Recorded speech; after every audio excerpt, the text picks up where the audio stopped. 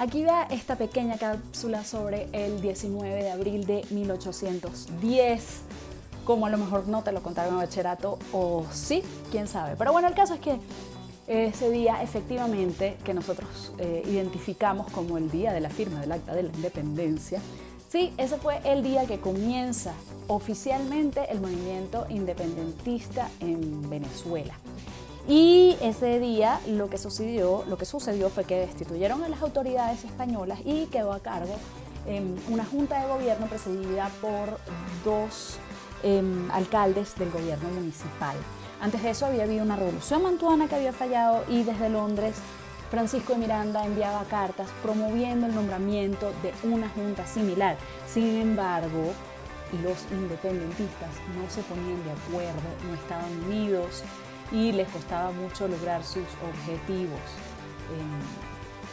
No sé si les suena familiar, pero bueno, como que nuestra historia tiene muchas cosas que se repiten. El caso es que en España había una crisis política gravísima porque los franceses habían invadido y estaban en guerra, y de hecho habían nombrado como rey a José Bonaparte y Fernando VII en ese momento no era rey, estaba a cargo un consejo de regencia que acumulaba el poder legislativo y el poder ejecutivo y que llegó a tener representantes de todas las provincias. Es decir, había lealtad con Fernando VII, pero Fernando VII no estaba en ese momento a cargo del poder.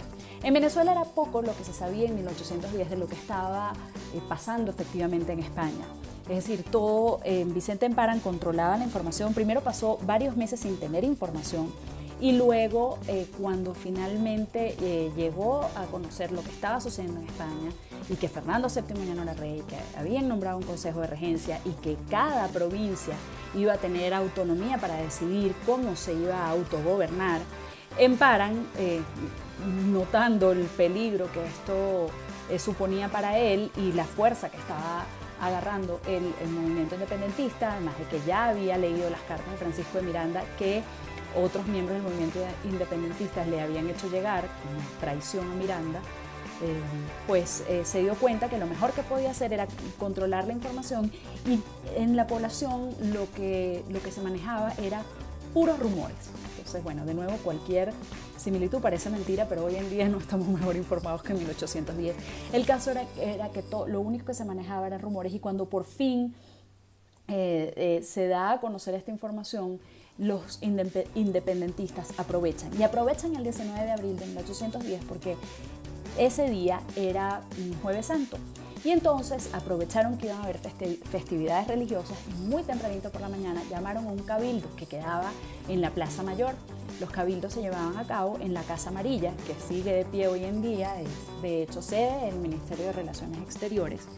Y lo que tenía de peculiar este cabildo extraordinario era que el único que tenía potestad legal para convocarlo era Vicente Emparan, y los independentistas lo hicieron en paralelo.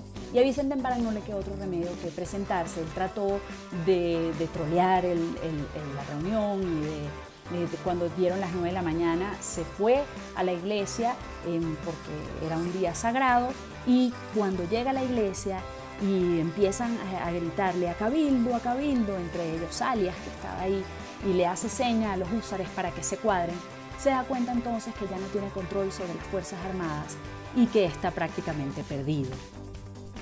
A Emparan no le queda más remedio que volver al cabildo, y en medio de esa reunión muy tensa, al principio los independentistas pues no estaban tan radicales.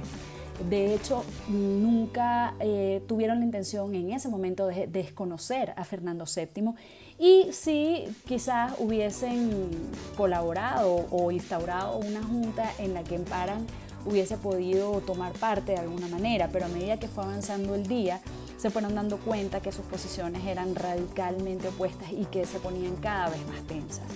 Ahí entran figuras como el padre Madariaga, ¿verdad?, que que apoyaba a los independentistas, aunque el clero en ese momento no se había pronunciado y había una vacante importante en el arzobispado, habían nombrado uno nuevo, pero no había terminado de llegar. Entonces, en cierta forma también la iglesia, digamos que no tenía un representante oficial en esa época, pues la iglesia era un poder español importante. Entonces, el caso es que a medida que fue pasando el día, pues en Paran se fue dando cuenta que era una cuestión de irse o quedarse, pero que no había manera, y los independentistas también.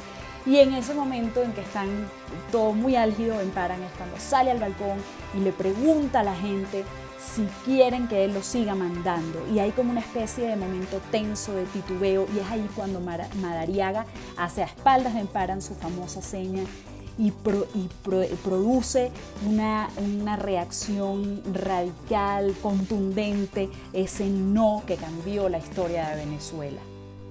En medio de la muchedumbre, de la gente que está pegando gritos desesperada y que demuestra ese deseo colectivo de libertad y de cambio, entonces la reacción de Empara es voltearse y decir: pues yo tampoco los quiero gobernar. Y entonces con esa pataleta se acaba su gobierno. Entonces, bueno, se los llevan y de hecho los tienen presos hasta que los expulsan del país. Y ahí es entonces cuando se redacta el acta de la independencia que firman todos los que estaban allí presentes y queda el cabildo al mando del gobierno de Venezuela. Y como les estaba contando, como les conté al principio, no es que desconocen la autoridad del rey, sino que juran fidelidad a Fernando VII, que en ese momento además para Fernando VII era importante porque no estaba precisamente en su mejor momento, no era casi prácticamente rey. Entonces para él fue importante tener el apoyo de esas provincias y que esas provincias mandaran representantes a España. El 19 de abril no marca una declaración jurídica de Venezuela, de la independencia de Venezuela, tal como lo dice el Diccionario de Historia de Venezuela de Fundación Polar, pero fue un día de cambio político profundo. Y es ese día que más adelante, al que se refiere Andrés Bello, cuando va a dejar Venezuela y dice: caraqueños, otra época empieza ya. Y con esto termina esta pequeña cápsula de historia sobre el 19 de abril. Espero que les haya gustado. No se olviden de su historia. Y bueno, los sigo esperando por aquí por la Morfa Azul.